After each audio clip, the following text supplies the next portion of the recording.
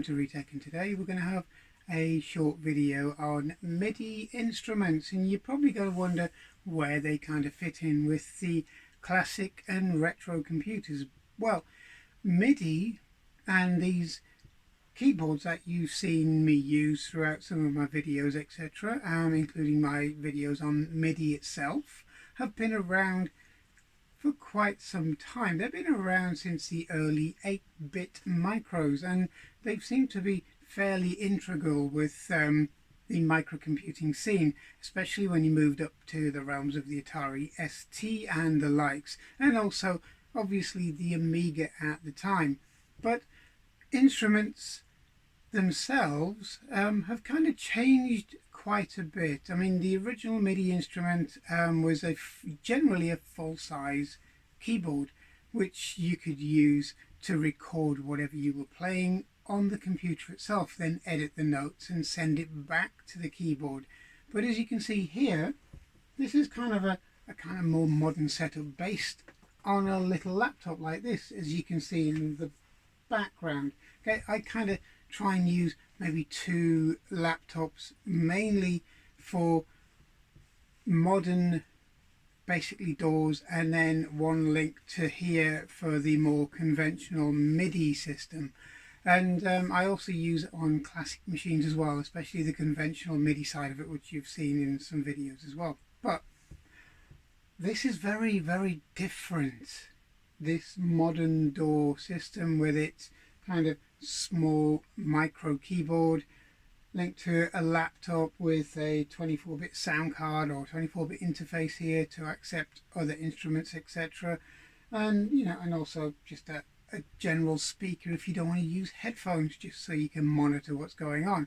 And it's very easy to set up, and it's very useful, and you can also download lots of different instruments and loops and all that kind of thing. But if you're like me, I tend to like to actually play the tune or whatever, or the composition live, and then if I make little mistakes within that playing it live, I'll kind of keep them, because it adds to the actual music itself, because everything's not that clinical in real life. So then that's the way I like to do it, but other people have different ideas. I also do other stuff around the DAW, which again gets very, very precise, and it doesn't so much take away the actual live element of it. It does enhance the music somewhat, because there's certain things you can write on a DAW that you couldn't physically play on a standard MIDI keyboard. So they both have their sides to them.